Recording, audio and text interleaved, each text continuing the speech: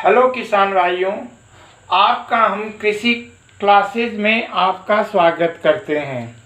जैसा कि आप जान रहे हैं कि हमारी एक जो है स्मॉल मिलेट्स के ऊपर एक छोटी सी श्रृंखला चल रही है। उसी श्रृंखला के अंतर्गत अब तक आपने देखा कि हमने मिलेट्स के बारे में बताया।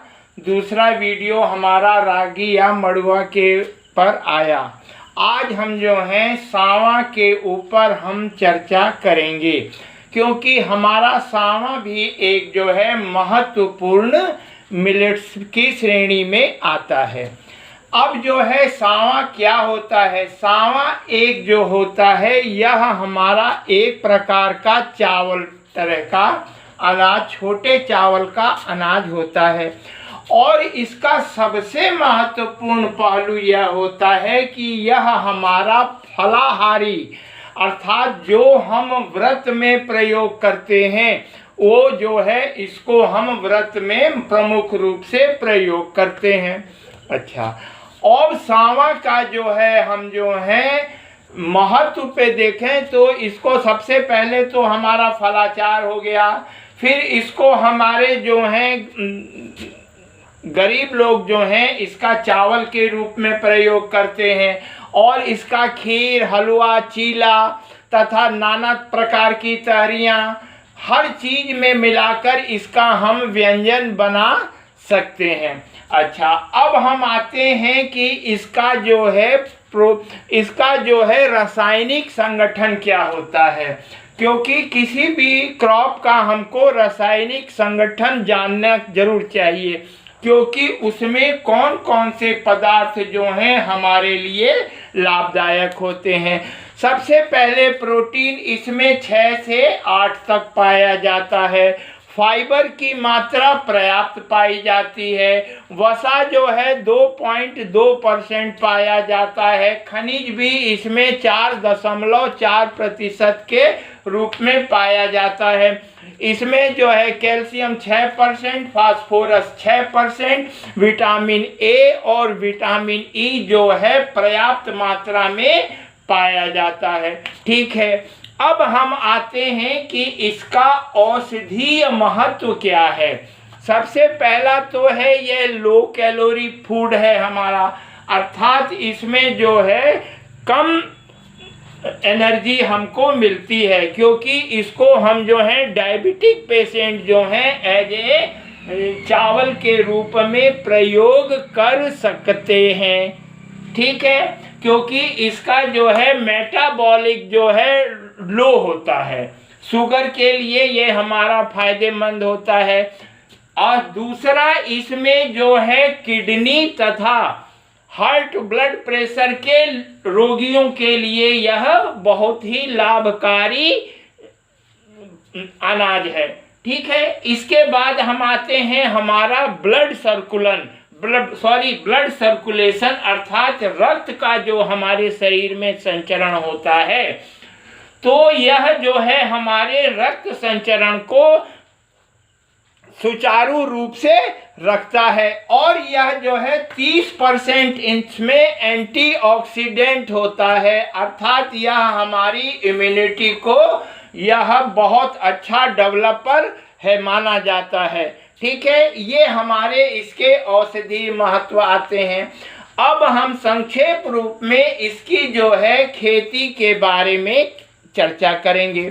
सबसे पहले जो है इसको जो है जलवायु किस प्रकार की चाहिए, इसको जो है इसका बोने का जो समय है, वर्तमान समय जो है इसका जुलाई का प्रथम पखवाड़ा इसका महत्वपूर्ण बोने का समय है। यही एक फसल ऐसी होती है जो कि सूखा अवरोधी तथा बाढ़ अवरोधी दोनों के रूप में जानी जाती है। ठीक है, क्योंकि सूखा भी सहन कर सकती है और जब है फ्लड आ जाता है तो उसको भी सहन सकती है। इसमें चावल के समान गुण पाए जाते हैं, क्योंकि ये एकदम इसका जो है चावल के दाने के तरह इसका अनाज होता है। अब आता है कि इसमें जो है बोने का समय जुलाई का पखवाड़ा प्रथम पखवाड़ा हो गया। अब बीज दर जो है इसकी हम 8 से 10 किलो बीज दर इसकी रखते हैं। अच्छा, इसमें मैक्सिमम गुण जो है धान की तरह आते हैं, तो इसमें स्मट लगता है। और इसके बीजों को हमको जो है बीज शोधन अवश्य करना चाहिए, क्योंकि बीज शोधन से हमारी जो है सीड बॉर्न डिजीज जो है, seed borne disease and soil borne disease के कंट्रोल करने के लिए हमको जो है वीटावैक्स का प्रयोग कर सकते हैं या फिर कार्बेंडाजिम का प्रयोग कर सकते हैं। इसको करने से हमारा वो पैथोजन कंट्रोल हो जाता है। ठीक है, अब हम आते हैं इसकी प्रजातियां कौन कौन सी होती हैं। तो एक प्रजाति आती है सांवा 25, जो हमारे पूर्वी उत्तर प्रदेश के लिए बहुत ही लाभदायक है। अर्थात हमारे पूर्वी उत्तर प्रदेश में सांवा 25 को हम आसानी से उगा सकते हैं। और दूसरी प्रजाति आती है मध्य उत्तर प्रदेश के लिए, वह सांवा 46 के नाम से आती है। ठीक है, अब जो है, क्योंकि आप जानते हैं कि हमारे सांवा की कल्टीवेशन जो है हमारे पहाड़ों पर भी, जैसे पहाड़ों में खेत हमारे जो हैं छोटे छोटे कंटूर के रूप में बनाए जाते हैं, थोड़े थोड़े रूप में बोए जाते हैं, वहाँ के लिए हमको VL24, VL181 तथा VL207 नाम की प्रजातियां जो हमारी विवेकानंद लैबोरेटरी अल्मोड़ा से निकाली गई हैं, यह हमारी बहुत ही उपयुक्त पहाड़ों पर खेती करने के लिए होती है। अच्छा, अब हम वार्ता करेंगे कि इसकी मिट्टी कैसी चाहिए। इसके लिए सैंडी लोमी अर्थात बलुई दोमट मिट्टी हो, लेकिन इस बात का ध्यान रखा जाता है कि इसमें ऑर्गेनिक मात्रा जो है पर्याप्त मात्रा में हो। इसकी यदि हमारे पास ऑर्गेनिक मात्रा पर्याप्त मात्रा में है तो हम इसमें जो है ऑर्गेनिक फार्मिंग भी कर सकते हैं, जीरो बजट की फार्मिंग भी कर सकते हैं। ठीक है, लेकिन हमको अधिक उत्पादन लेने के लिए हम जो है इसमें 60, 40 और 20 का जो रेशियो से जो है हम खाद डाल देते हैं।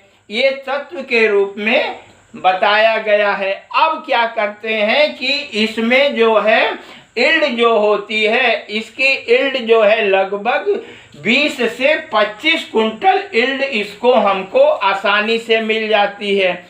और ये जान जाइए कि ये इतनी कॉस्टली क्रॉप है कि किसानों को बिना खर्चे के इसमें जो इसका वर्तमान समय में जो इसका रेट है 140 से 150 रुपया किलो हमारा सांवा बिक रहा है।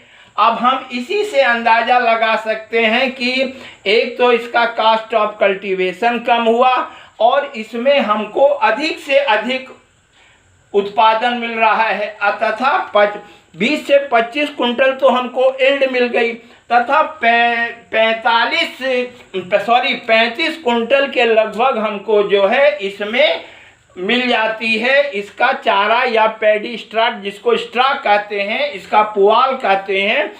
यह अच्छा अनाज और अच्छा चारा दोनों के लिए यह सांवा जो है उपयुक्त माना जाता है। जिस तरह हमारे शरीर के लिए ये लाभदायक है, उसी प्रकार हमारे पशुओं के लिए भी यह लाभदायक है। मैं आशा करता हूं कि आपको हमारी ये वार्ता अच्छी लगी होगी। धन्यवाद।